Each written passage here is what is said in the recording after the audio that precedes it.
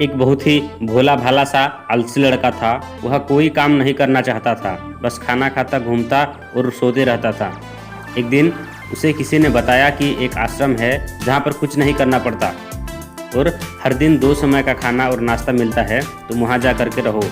उस आलसी लड़के ने सोचा कि ये तो बहुत ही बढ़िया है और वह उस आश्रम में जाकर रहने को सोचा।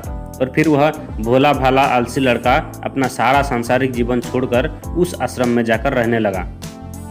आश्रम में गुरुजी रहते थे, वह कुछ समय सबको प्रवचन देते हैं। वह आलसी लड़का सुनता था, बाकी समय आराम करता था और फिर भर पेट खाना खाकर सो जाता था। ऐसे ही उस लड़के का दिन गुजरता गया। एक दिन उस आश्रम में कुछ भी नहीं बना। नाश्ते के समय नाश्ता नहीं मिला। उसने सोचा नाश्ता नहीं मिला, भोजन तो मिलेगा। अब भोजन के समय भी उसे भोजन नहीं मिला। लड़का दौड़ करके गुरुजी के पास गया और उसने पूछा कि आज भोजन क्यों नहीं बना। गुरुजी ने कहा कि बेटा आज एकादशी है और जितने भी आश्रम के सदस्य हैं उनका उपवास है और तुम्हारा भी आज उपवास है, आज भोजन नहीं बनेगा। वह लड़का आलसी था, उसे भूख भी बहुत लगता था। उसने गुरुजी से बोला कि मैं उपवास नहीं रहूँगा, मुझे भूख लगी है, मैं खाना खाऊंगा। गुरुजी ने बोला ठीक है, जाओ भंडारे में से सामान ले करके आओ और आश्रम में नहीं बाहर ले जा करके बना लो। लेकिन याद रखना, भोजन बनाने के बाद सबसे पहला भोग भगवान को लगाना और फिर तुम प्रसाद पाना। वह लड़का बोला ठीक है और फिर अनाज लेकर नदी ओर पहुँचा।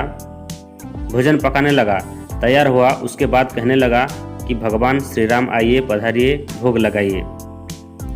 अब जब उसे लगा कि भगवान तो आ नहीं रहे हैं तो फिर कहने लगा कि मुझे मालूम है आपको तो अच्छा खाने की आदत है, मैं बना नहीं पाया और मुझे अच्छा भोजन बनाने भी नहीं आता, लेकिन जो भी रूखा सूखा बना है आकर खा लीजिए।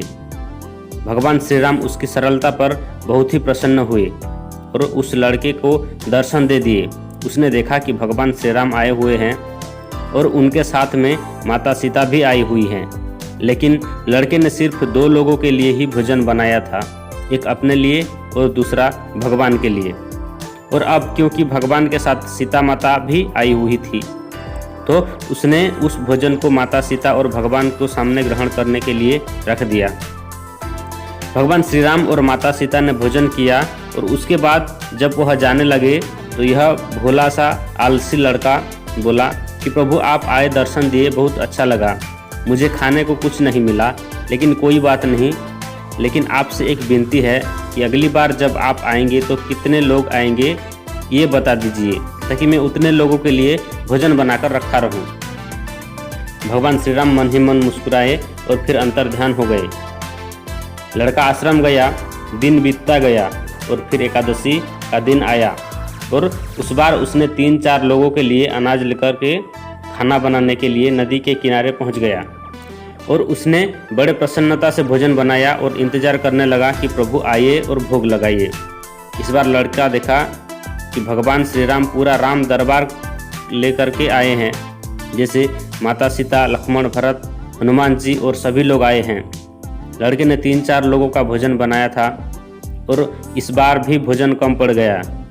लड़के ने निराश होकर भोजन को प्रभु को आगे रख दिया। उन्होंने भोजन किया और फिर चले गए और इस बार भी लड़का फिर से भूखे रह गया। अब लड़का फिर आश्रम गया, दिन बीतता गया और फिर एकादशी का दिन आया और इस बार गुरुजी से कहा कि गुरुजी मुझे इस बार थोड़ा ज़्यादा अनाज चाहिए।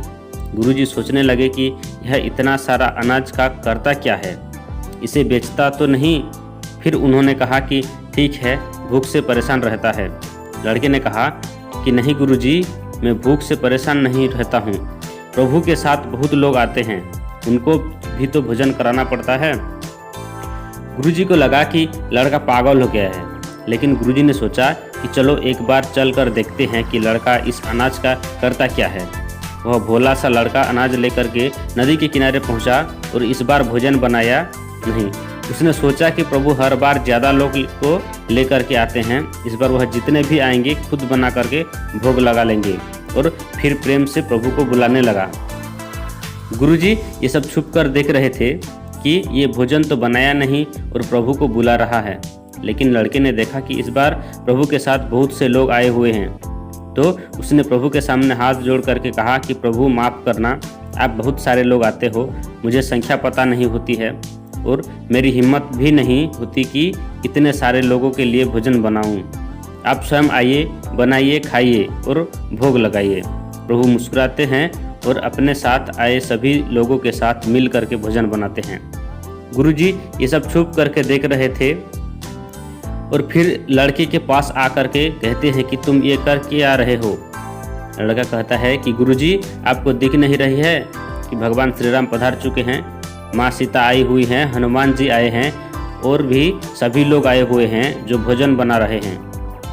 गुरुजी ने बोला कि पागल हो गया है, मुझे तो कोई दिख नहीं रहा। लड़का गुस्सा हो गया और बोला प्रभु आप ये क्या कर रहे हो, एक तो मुझे भूखा रखा है और गुरुजी को दर्शन नहीं दे रहे हो, जो मुझे पागल समझ रहे हैं, कृपा करके गुरुजी को दिख जाओ।